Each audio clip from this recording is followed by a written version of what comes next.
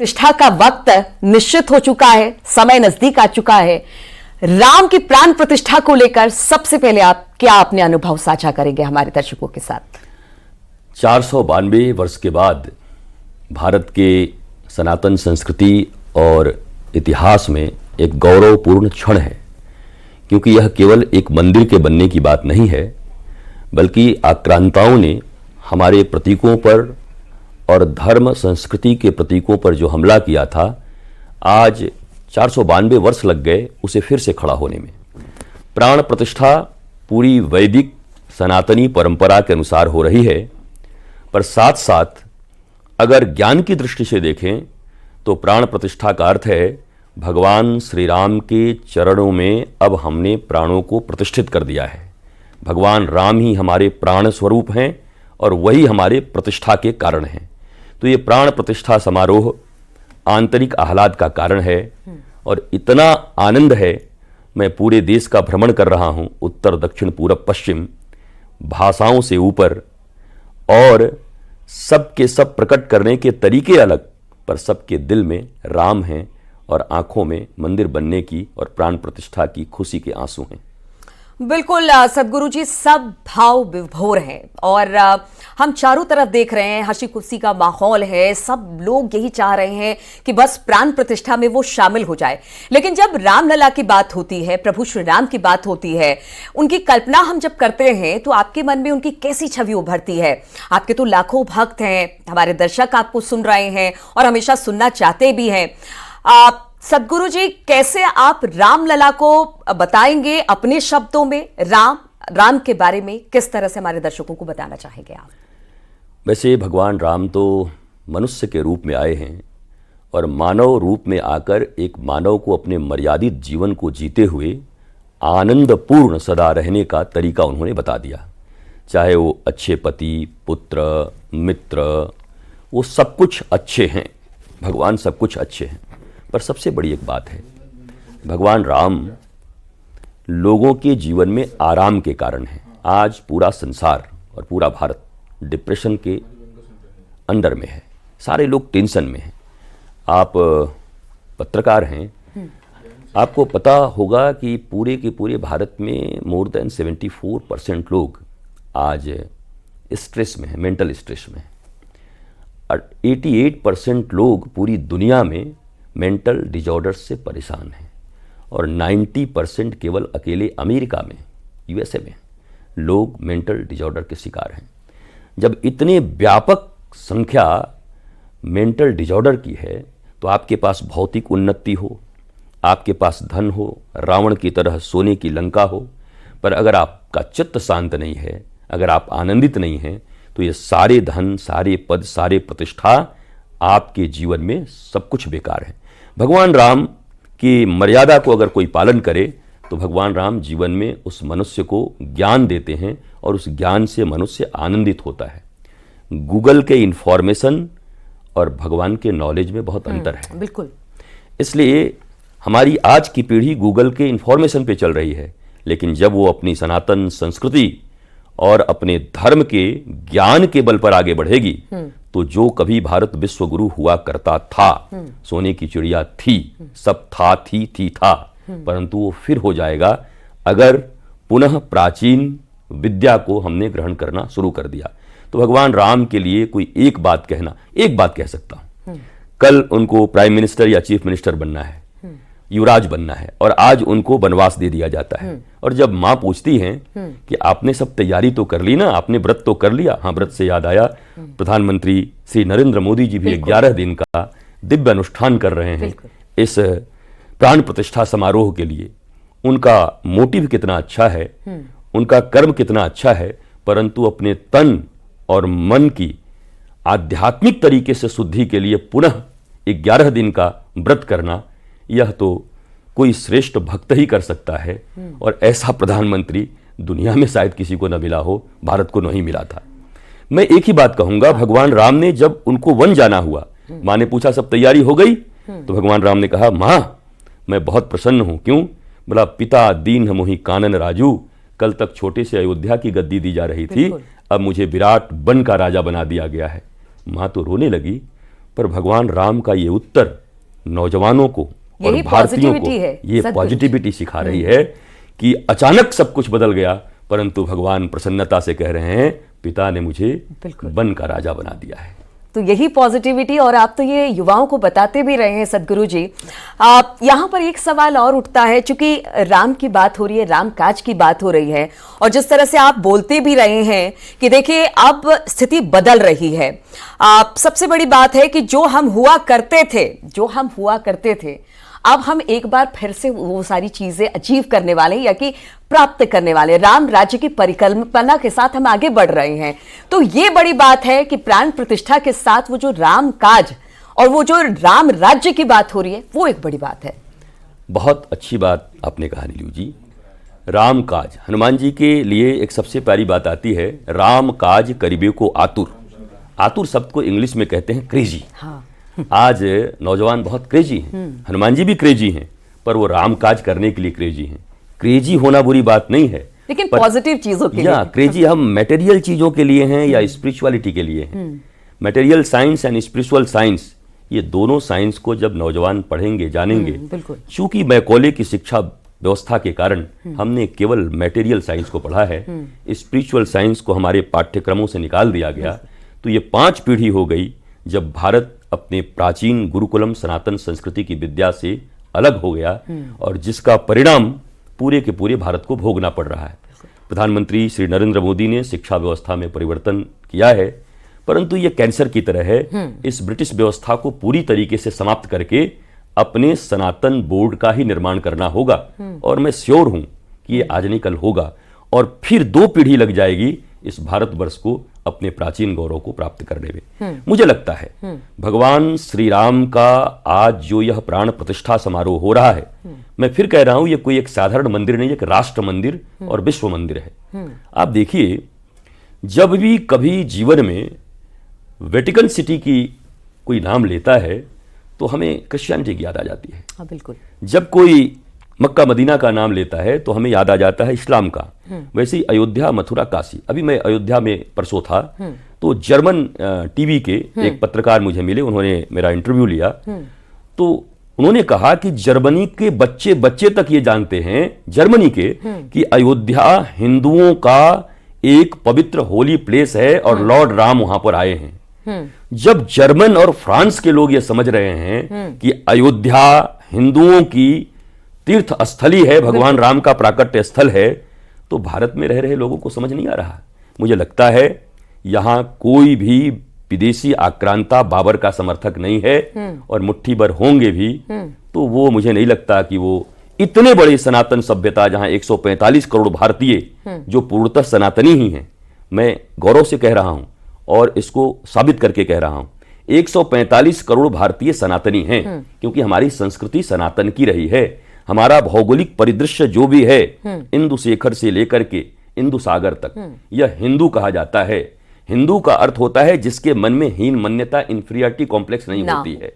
तो अब इस दृष्टि से हम सब सनातनी हैं, पूजा पद्धति अलग अलग है। और यहाँ के मुसलमान भी, मुझे पक्का पता है, वो वीर अब्दुल हमीद के वंशज हैं, एपीजे अब्दुल कलाम आजाद के वंशज हैं। वो हमारे वृंदावन में गोकुल में रसखान जो श्री कृष्ण भक्त हैं, उनके वो वंशज हैं। बेगम ताज जो श्री कृष्ण के केवल मूर्ति के दर्शन करके, विग्रह के दर्शन करके मक्का मदीना नहीं गई और पूरा जीवन वृंदावन में गुजार दी, वो उनके वंशज हैं।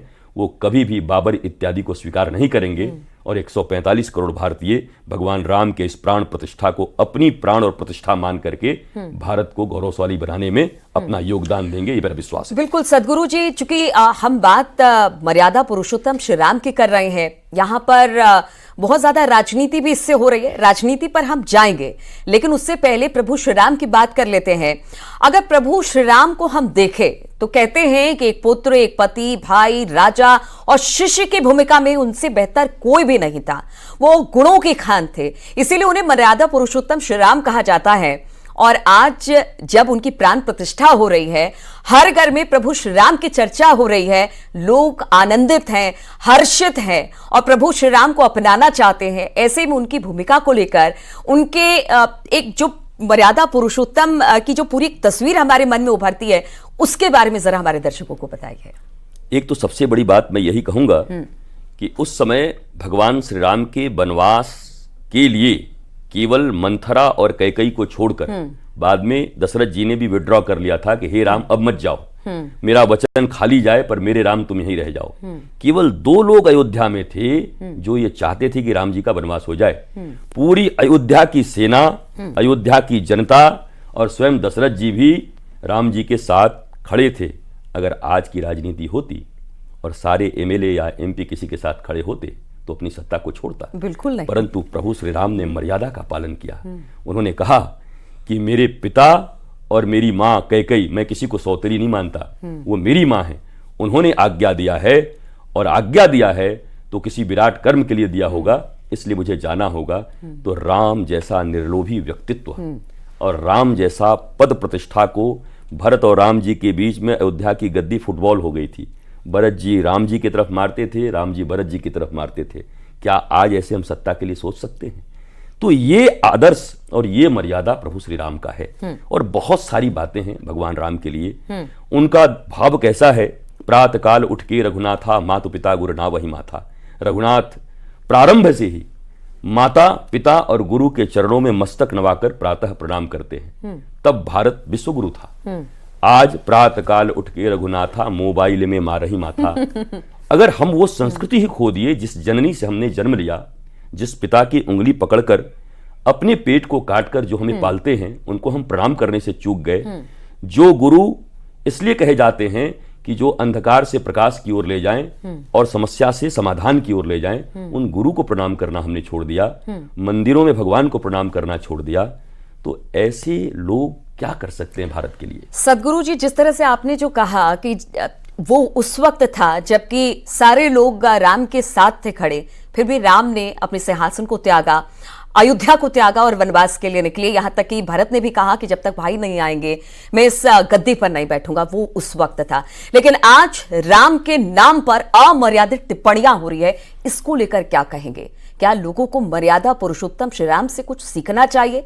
उनके मर्यादा पुरुषोत्तम होने की जो कहते हैं ना कि एक तनिक भी चीज अगर ले ले तो शायद उनका जीवन सुधर जाए। भगवान श्री राम को उस समय भी रावण ए तपसी कह के बुलाया गया था। अच्छा, वो तपसी जो तपस्या, 2 तपस्वी आए हुए हैं, बड़े इग्नोरेंट मूड में वो बोला करता था रावण। परंतु उस रावण के घर में कोई दिया और बाती जलाने वाला भी नहीं हुआ। 1 लाख पूत 1.25 लाख नाती, ता रावण घर दिया ना बाती, कोई बचा नहीं।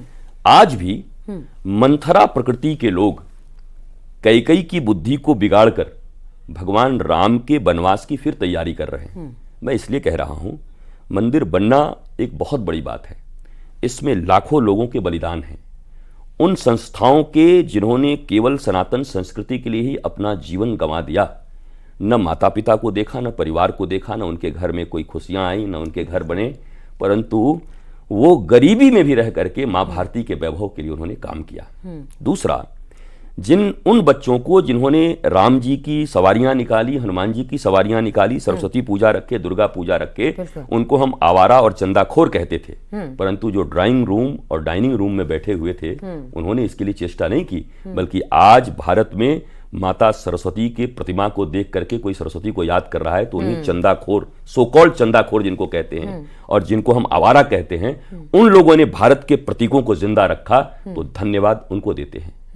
जिस पार्टी ने कभी भी अपने मैनिफेस्टो से राम के मंदिर को हटाया नहीं, उस दल को भी हमें धन्यवाद देना चाहिए। अगर आपने वृक्ष लगाया है और आज फल हुआ है और आप फल खा रहे हैं, बिल्कुल, तो और इतनी पीड़ा क्यों है? सदगुरु जी और पूरा संत समाज, चाहे वो भारतीय जनता पार्टी हो, वीएचपी हो, भले वो कह रहे हो जो भी कहना है, लेकिन मैनिफेस्टो की बात और राम मंदिर बनाने की बात वो लगातार कह रहे हैं कि उनके में है, और हम सब संत समाज उनका शुक्रिया करते हैं। लेकिन उनका क्या, जो न्योता मिलने के बाद भी कह रहे हैं कि रामलला के दर्शन के लिए नहीं जाएंगे, प्राण प्रतिष्ठा के कार्यक्रम में नहीं जाएंगे, उन लोगों का क्या? इसमें से बहुत से लोग तो ऐसे हैं जो कह रहे हैं भगवान राम मांसाहारी हैं। अगर श्रीमद् वाल्मीकि रामायण पढ़ा जाए, सबसे पुराना रामायण वही है। वाल्मीकि रामायण के सुंदर कांड में हनुमान जी स्वयं कह रहे हैं कि हे प्रभु श्री राम, आपके सूर्य वंश में, रघुवंश में तो कोई कभी मांस खाता नहीं और कभी किसी ने परनारी की ओर देखा नहीं। राम जी ये हनुमान जी कह रहे हैं, हनुमान जी से ज्यादा ऑथेंटिक कौन होगा? जब राम जी ने बाली को मारा तो बाली कहता है, प्रभु मैं जानता हूं कि आपके रघुवंश में आज तक कोई मांस नहीं खाता, पर आपने मुझे क्यों मार दिया। बाली भी ये प्रमाण कर रहा है, जो उनका शत्रु है, कि आप मांस नहीं खाते। ये कौन लोग हैं जो भगवान राम को मांसाहारी बताने पर तुले हुए हैं। मैंने वाल्मीकि रामायण के समस्त श्लोकों को लेकर के भारत के चारों तरफ अर्थात उत्तर दक्षिण और पूरब पश्चिम चारों पीठ में जाकर और प्रेस कॉन्फ्रेंस करके मैंने ये उन लोगों को चैलेंज दिया, कोई नहीं आया सामने। मैंने साबित किया कि भगवान राम ने कभी मांसाहार नहीं किया। ये अमर्यादित टिप्पणी कर रहे हैं। अब पहले जब निमंत्रण नहीं मिला था तब ये चिल्ला रहे थे निमंत्रण नहीं मिला, निमंत्रण नहीं मिला। अब निमंत्रण मिला तब ये कह रहे हैं कि ये किसी दल विशेष का कार्यक्रम है, इसलिए हम नहीं जाएंगे। मैं ये कह रहा हूं, अयोध्या किसी दल का है, परंतु जिस दल ने अयोध्या का समर्थन किया है उसको गर्व क्यों नहीं होगा कि अयोध्या मेरा है। आप अगर समर्थन नहीं कर पा रहे हैं, और आपने तो राम सेतु को भी मानना बंद कर दिया था, राम के अस्तित्व पर आवाज उठाई थी आपने, सवाल उठाया आपने। अब मैं एक ही बात पूछता हूं, निमंत्रण मिला था, वैसे निमंत्रण कोई दे और न जाए तो निंदा नहीं करनी चाहिए, क्योंकि हमारे घर में भी सत्यनारायण की पूजा होती है, मोहल्ले में निमंत्रण देते हैं, कोई नहीं आया तो नहीं आया। इसका मतलब वो नहीं कि वो सत्यनारायण का विरोधी हो सकता है हमारा विरोधी हो, परंतु जो लोग राम के मर्यादा के खिलाफ बोल रहे हैं, राम भक्तों के खिलाफ बोल रहे हैं, और उन लोगों के खिलाफ बोल रहे हैं जिन्होंने अपने बेटे गंवाए हों, अपनी जवानी गंवाई हो, उनके खिलाफ बोल रहे हैं, तो रामद्रोही हैं। जी, ये सबसे बड़ी बात आपने कही कि नहीं जाना है आप ना जाइए, लेकिन कम से कम राम को लेकर अमर्यादित टिप्पणी तो ना करिए। लेकिन बात प्रधानमंत्री मोदी की भी कर ले। जैसे कार्यक्रम की शुरुआत में आपने सदगुरु जी बोला कि प्रधानमंत्री संत हैं और पीठाधीश्वर नहीं है, लेकिन पूरे विधि विधान के साथ जो कहते हैं ना कि जो भी प्राण प्रतिष्ठा के नियम होते हैं उसको 11 दिन तक उस अनुष्ठान को कर रहे हैं। इसको लेकर आप क्या कहेंगे प्रधानमंत्री के लिए और जो परंपरा वो निभा रहे हैं उसके लिए? मैं जब जब प्रधानमंत्री के लिए बोलूंगा तो मुझे एजेंट कहा जाएगा, और मैं एजेंट शब्द की व्याख्या बहुत बढ़िया कर रहा हूं। एजेंट का अर्थ होता है संवाहक हिंदी में, अर्थात जो गुलाब का फूल खिला हुआ है वो हमारी नासिका तक सुगंध लेके आने वाली हवा होती है, तो हवा भी एजेंट है गुलाब की खुशबू लाने के लिए। अगर कहीं खुशबू है, अगर कहीं धर्म है, मर्यादा है, और उसकी खुशबू को लेकर संत कहीं जा रहे हैं, तो हमें गर्व है ऐसे एजेंट होने में कि हम मर्यादा पुरुषोत्तम के एजेंट हैं, और हम मर्यादा के संवाहक बन करके भारतीयों ही नहीं बल्कि पूरी दुनिया को हम वसुधैव कुटुंबकम परिवार मानते हैं, सब तक भगवान राम की खुशबू हम पहुंचा रहे हैं। और नरेंद्र मोदी पीठाधीश्वर नहीं है, परंतु राजपीठ पर तो हैं, और ये राजपीठ धर्म के अनुसार चल रहा है, तो मैं तो कह सकता हूं कि पीठाधीश्वर भी हैं। पीठाधीश्वर का अर्थ क्या होता है? वो भारत के पीठ पर बैठे हैं, लोकतांत्रिक तरीके से करोड़ों लोगों ने उन्हें चुना है, और वो धर्म पथ पर चलते, वो चाहते तो 5 साल कुछ भी कर सकते थे, अब तो मैं बन गया, कोई क्या करेगा। बिल्कुल, धर्म पथ पर चलते हुए और पूरा पालन करते हुए प्राण प्रतिष्ठा में विशेष पूजा प्रधानमंत्री ही करेंगे, इस सभी का पालन कर रहे हैं। लेकिन सदगुरु जी, एक सवाल ये भी उठता है, चूंकि संत समाज शुक्रिया अदा कर रहा है, बीजेपी हो या वीएचपी हो या राम मंदिर बनने को लेकर संत समाज शुक्रिया अदा कर रहा है, लेकिन बहुत सारे साधुओं पर हमने देखा कि बहुत सारे हमले भी हुए पीछे। पाल घर को लेकर पुरलिया में जिस तरह से संतों पर हमला हुआ, उसमें हमने आपको भी देखा कि आप काफी मुखर होकर सामने आए। इस तरह से संतों पर हमला समाज के लिए आप किस तरीके से देखते हैं? पालघर की घटना हुई, मुखरता के साथ जो करना था हमने किया। आज पुरुलिया की घटना हुई, यद्यपि राज्य सरकार कह रही है कि ये एक मिसअंडरस्टैंडिंग थी, लेकिन मैं ये कह रहा हूं कि साधु गंगा सागर का दर्शन करने के लिए जा रहे हैं, और मिसअंडरस्टैंडिंग ऐसी हो कि किसी की जान चली जाए, वो तो 2-4 मिनट की और बात थी, नहीं तो एक और निरीह साधु पुलिस के बीच ही मारा जाता। तो जो लोग मॉब लिंचिंग के खिलाफ कैंडल जलाया करते हैं, पूरे भारत में नहीं यूनेस्को में जाके बोलते रहते हैं, क्या उन्हीं के राज्य में ऐसा हुआ है? वो कठोर कदम उठाएंगी, और दोबारा ऐसी घटना साधु संत या किसी के साथ नहीं हो, जो एश्योरेंस देंगी, उन्हें देना चाहिए, और नहीं देने पर यह माना जाएगा कि वो भी तुष्टीकरण की नीति करते हैं। आज जब साधुओं पर हमला हुआ तो मिसअंडरस्टैंडिंग कह के बच जा रही हैं, कल कुछ और होता तो बोलती कि ये तो बहुत बड़ा घटना हो रहा है, अत्याचार है अल्पसंख्यकों के ऊपर। तो मैं कहता हूं, साधु संत के ऊपर जब जब अनाचार और अत्याचार हुआ है, याद रखिए, रामद्रोही सत्ता तो छोड़ दीजिए, उनके जीवन में आनंद और शांति भी नहीं रही। सत्ता तो जाएगी ही, आनंद और शांति भी नहीं रह जाएगी। तो मैं यही कहूंगा कि दीदी को कि आप संतों को प्रोटेक्ट करिए, संत आपको प्रोटेक्ट करेंगे, और नहीं तो रामद्रोहिता का फल बहुत खराब होता है। बिल्कुल। और जिस तरह से अब सदगुरु जी, चूंकि कार्यक्रम के खत्म करने का समय है, आपसे बातचीत तो बहुत करने की इच्छा हो रही है क्योंकि राम काज की बात हो रही है, सबके मन में हर्ष और उल्लास है, लेकिन राम जन जन में है और अब जन जन में होने के साथ रामलला की प्राण प्रतिष्ठा हो रही है जिसका बरसों से इंतजार था और वो नजदीक बहुत घड़ी आ गई है। हर घर, हर गली, हर मोहल्ले में राम जन राम काज की बात हो रही है। तो अगर कुछ सुनाना चाहे एक बार हमारे दर्शकों को, कुछ आपके मन में कोई सुक्ति, कोई पंक्ति, कोई भजन, अगर कुछ हमारे दर्शकों को आप अगर सुनाना चाहें। देखिए, सबसे प्यारा भजन तो आजकल वही है, मेरी झोपड़ी में हाँ, प्रभु राम आएंगे।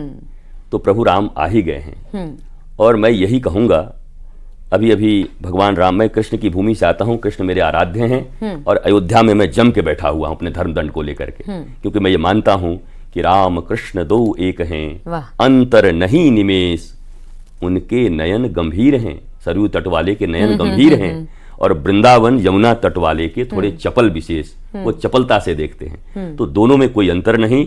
और प्रभु श्री राम जो मानव मात्र के आराम के कारण है, आराम, जिसने ये कह दिया हे राम मेरे जीवन में आ जाओ, प्रभु त्वरित उसको आराम दे देते हैं। ऐसे भगवान राम के प्राण प्रतिष्ठा समारोह में केवल भारत ही नहीं, मैं फिर आपको कह रहा हूं, ऑस्ट्रेलिया के ब्रिस्बेन, कनाडा, यूएई और कई ऐसे कंट्री हैं, यूएस, यूके, जहां पर मेरे ही आनंदम धाम के शाखाएं हैं, वहां सैकड़ों नहीं हजारों दीपक जला करके लोग वहां दीपावली मनाने जा रहे हैं। और उस दिन का इंतजार सबको रहेगा, चारों तरफ इसी तरह से हंसी खुशी का माहौल है सदगुरु जी, और सब यही चाह रहे हैं कि रामलला की प्राण प्रतिष्ठा में शामिल हो, लेकिन जो नहीं शामिल हो पा रहे हैं वो अपने घर में सुबह से पूजा पाठ, दीपक उत्सव मनाएंगे और वो दिन बहुत जल्द ही अब करीब आने वाला है। बहुत बहुत शुक्रिया सदगुरु जी हमसे बातचीत करने के लिए, और आपसे बहुत बातचीत करना और था, लेकिन ठीक है, प्राण प्रतिष्ठा में अभी वक्त है और आपसे बातचीत होगी। फिलहाल बहुत बहुत शुक्रिया सदगुरु जी का। रुकेंगे छोटे से